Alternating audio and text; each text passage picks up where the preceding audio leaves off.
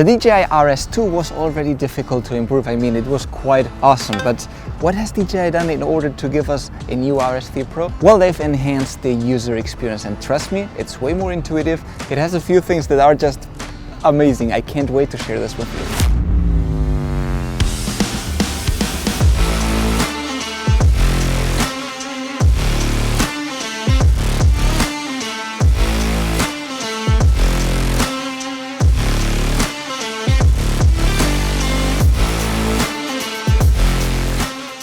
First, let me clarify the names, because it's tradition now that DJI is changing constantly the names. So to put this straight, this is the DJI RS3 Pro. Its smaller brother, also new, is the DJI RS3, like this. No more RSC and RSCC Pro and stuff like that.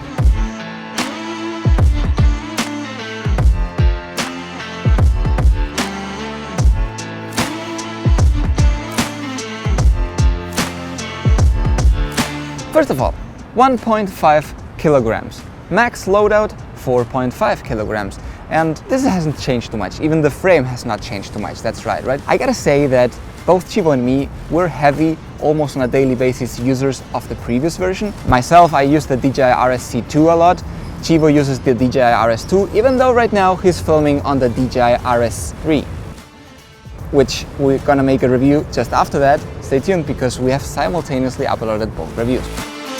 It hasn't changed too much, even though DJI says that they have improved the algorithm and they have it made way more powerful, which is interesting, but we cannot really test that out.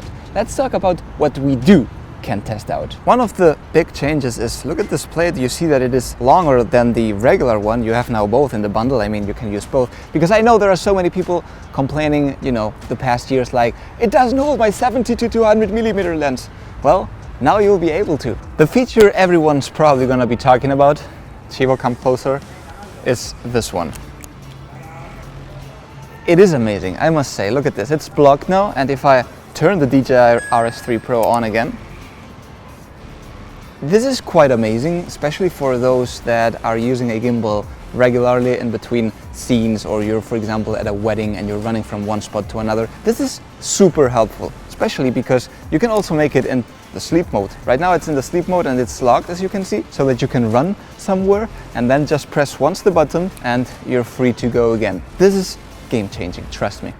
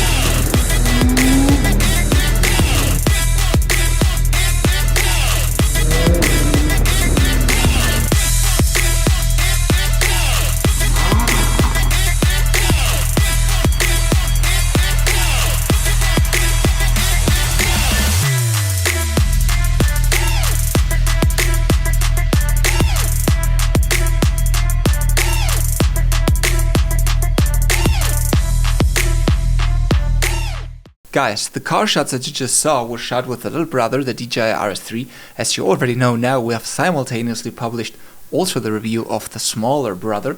Go check that out if you want. And if you care about those car and more type of cinematic shots and all that, jump onto my Instagram, links in the description. I put tons of content over there. Now let's keep going with the RS3 Pro. I like the locking, this auto lock a lot, but what I do like the most, and it sounds stupid, are this buttons here. This button switch from PTF, which is pan tilt follow, to pan follow, and to the FPV, the last one, which by the way is customizable, which means that you can set up it, you can put the 360, the Inception, whatever you want into that mode. It means that right now before on the RS2 and the Ronin 1, when you were pressing the M button, sometimes it didn't work, sometimes it got all crazy, you had to connect the app. You know, all those kind of things that made it not fluent. Well, right now, there's no problem because you just can set with a button the mode you want. Same as I did with the DJI Mini 3 Pro, I have one DJI K refresh for you guys just for free.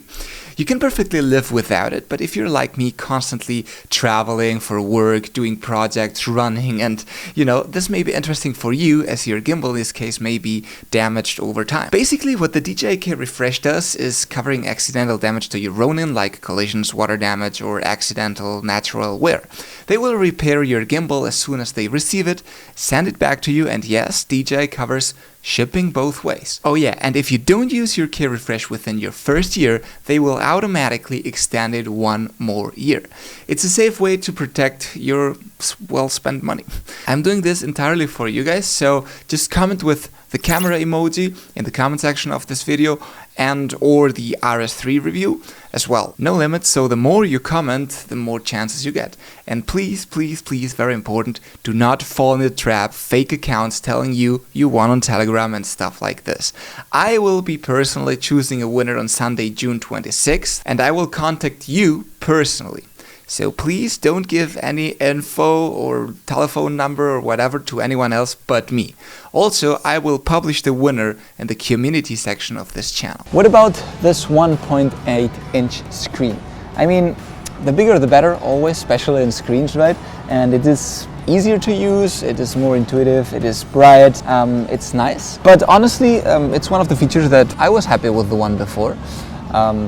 I don't know, but it's nice to have. Another very interesting feature and that I'm going to be using quite a lot is the Bluetooth connectivity. Right now they have put Bluetooth inside the RS3 Pro, which means that you can connect, for example, in this case the A7S III, which is filming right there. You can connect it via Bluetooth to the RS3 Pro, and yes, you can use the rec button, so you don't have to be, you know, constantly like putting one arm, then hitting the record, then running, then putting the other arm and all that. And this is quite awesome.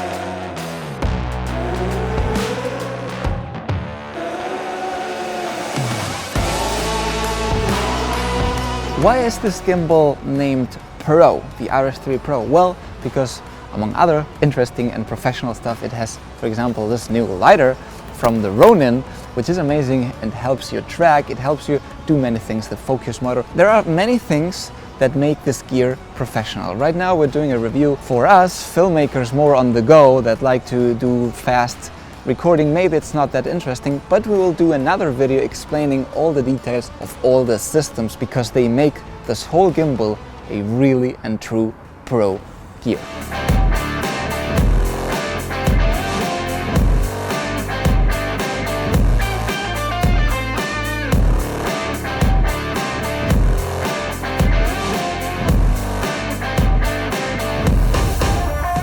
You can purchase the RS3 Pro or you can also get the combo, which is really interesting. The combo has the Raven Eye image system, it has the focus motor, it has a few extra things that are super helpful, as I'm saying, for the more professional systems. We're going to be talking in another video about this.